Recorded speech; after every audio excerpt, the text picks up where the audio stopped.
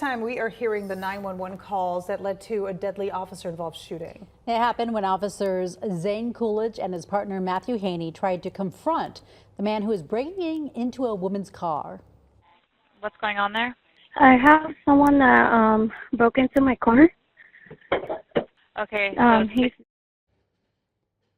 In the phone call, the victim describes the suspect, Saul Ball, breaking into her car. Both officers confronted him and Ball opened fire, shooting both officers. As you know, Officer Coolidge died 3 days later in the hospital. Officer Haney is now recovering at home.